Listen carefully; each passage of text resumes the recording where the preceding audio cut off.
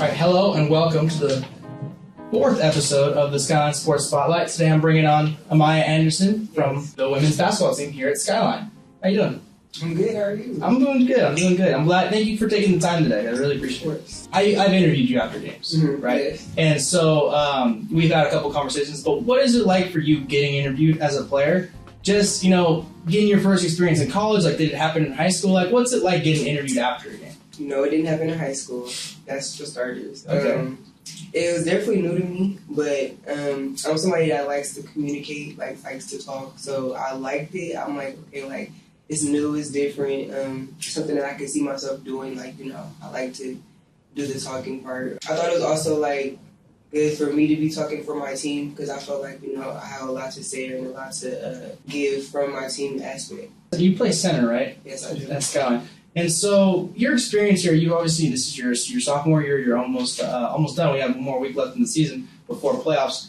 How did you end up coming here? I think we talked about it a little bit before, but you obviously talked about your path to Skyline. Everybody here gets recruited by Chris or somebody within the program. Yeah. What was your path to this program? So I went to Abraham Lincoln High School in SNSF, and I came from every team I played for, kind of being the main post player, the main whatever the case may be on my team. So came my senior year, I was telling myself I'm done. I've been playing since third grade. I was kind of tired of just wanted to do more in life. So I kind of took a gap year. I wasn't even planning on going to college. I was I'm done with all of this. And my job, actually, my boss was friends, or was in kind of connect with Coach Chris, and my boss is actually my boss, and he was my AAU coach at the time together. One day, Chris came up to my job / practice. He was just sitting there, or whatever, and I'm I didn't know who he was at the time. He was just a guy sitting at our practicing. And then one day, my coach came up to me, my boss / coach came up to me and was yeah, Skyline wants you, and I'm what? Skyline, I ain't never heard Skyline and that. He's like, they think you nice, you got potential with the whoop. And I'm okay, maybe that's a sign that I need to, pick it back up, pick the ball up. But I had to 2 years off, so I was out of shape, stupid out of shape. I ended up coming to the beginning workout to the Skyline, and he was very patient with me, very, very patient. And I told him, I took a long time off, what I was doing in my time off, because I wanted him to know, what he was dealing with. It kind of started to, mold its way in, and it kind of worked out, and I'm here. Yeah. And you said, obviously, you hadn't thought about going to college. What was it like getting back into that college setting, getting back into that school setting? How was that for you when you got back into that? Going and having classes with your teammates definitely helps. Let me just say that. Because that was my first class my first college class was with 4 or 5 of my teammates. So that helped me kind of ease my way back into it. And my first class was communications. So that was also a good way to ease into it. I think it kind of was just natural. It wasn't kind of a whatever the word is, it was cool. Well, that's great. And so you talked a little bit about Coach Chris and how you talked to him about how you took 2 years off and obviously you're going back and it's kind of unexpected. What was it like, conversations with him early on? How open was he to just getting you on? How was it? Was he really trying to recruit you? Was he really just trying to make you feel comfortable? What was that like, getting the conversations? I would say it was a little bit of both.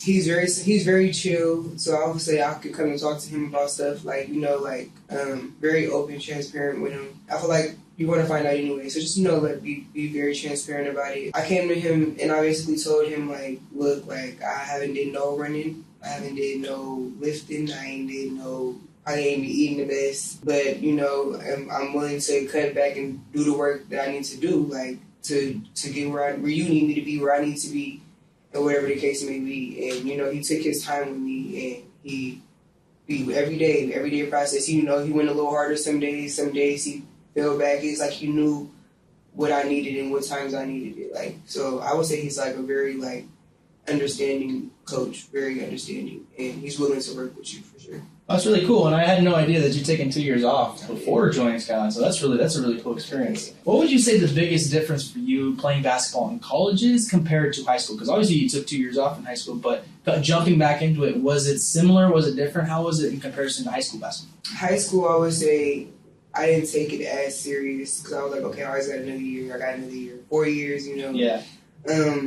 I took it serious, but I didn't take it as because I feel like I always had in my mind I was done after high school, so I didn't take it so serious. But when college coming, I see everybody just trying to get like to the next level around me, and they're working hard trying to like move up. It's very like it could be intimidating, but it could also be motivating if you take it and use it the right way. I kind of started off when I first came in. I was like, oh my gosh, like these are a lot of girls, a lot of college girls. It was like a little bit intimidating, but after like the first week and I got in here, I could say it was good. It wasn't like anymore.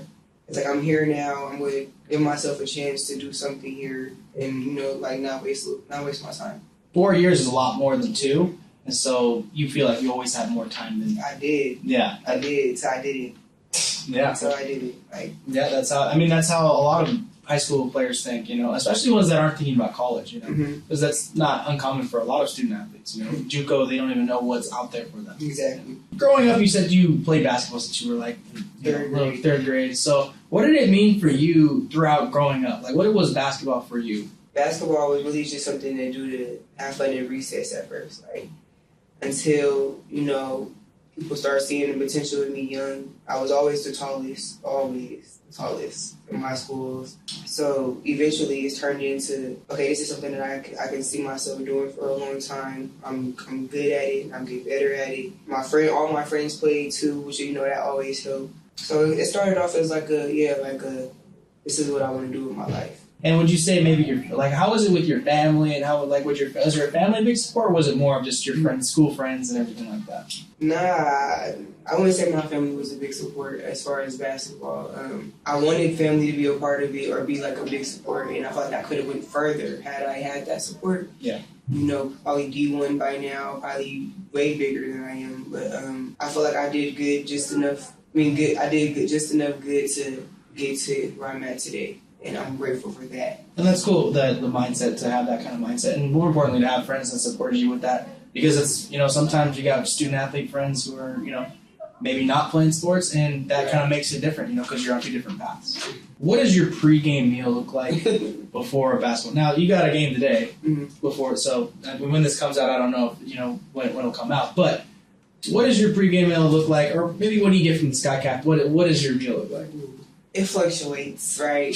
But I try to at least have me, by 11 a.m., I at least try to have me at least a bowl of oatmeal.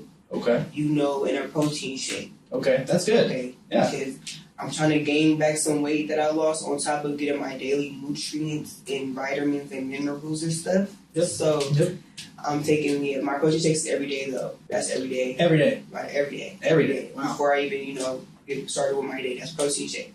But the oatmeal on game days is incorporated with it. Yeah. Okay, that's good. That's not too bad. One of the healthier ones to have. Protein shake every day, though. That's even on weekends? Even on weekends, especially on weekends, because I'm not running and stuff. Okay. So I want to make sure I get something that's sticking me. And because every day I'm running, that burns off. Okay. That protein's burning off.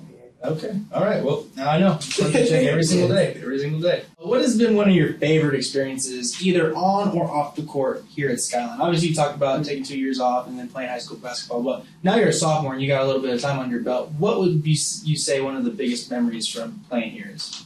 Oh. And that's kind of a big one because there's a lot. I figure there's a lot of them. The first thing that comes to mind, I got sick this season. I got vitiligo. Basically, it was something wrong with my alignment in my eardrum. Whenever I got sick and I couldn't stand, I was very dizzy and stuff like that. Couldn't do nothing, so I was out for a week. And I was getting so many texts from my teammates. I didn't expect them to the messages from them and the words that they were saying to me. It made me very, very warm inside, and I couldn't wait to get back. And that's something that stuck with me forever. Just to know that they care and that I have that much of an impact on their life means a lot to me.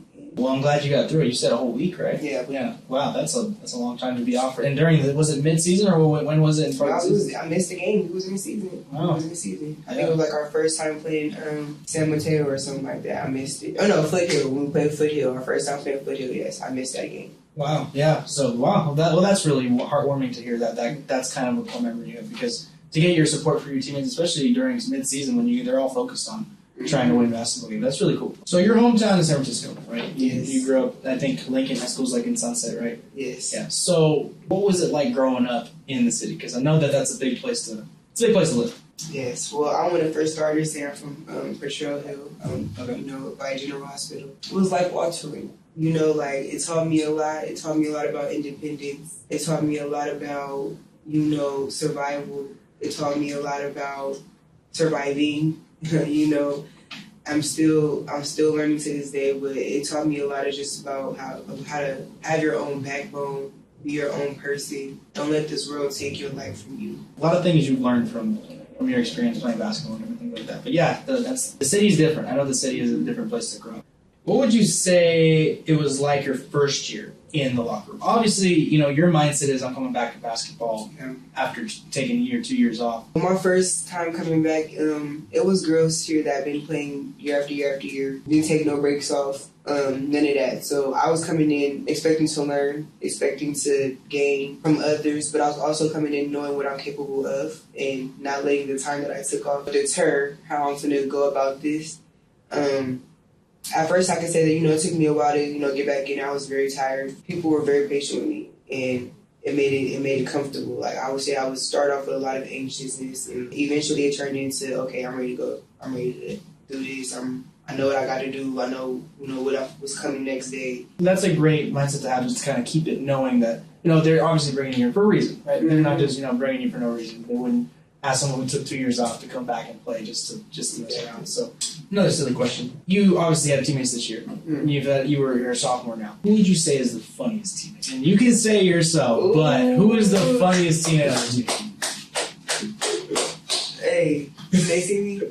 Yes, they do. Yep. It's me, for sure. Okay. Like, I don't even, I wouldn't say, it's me.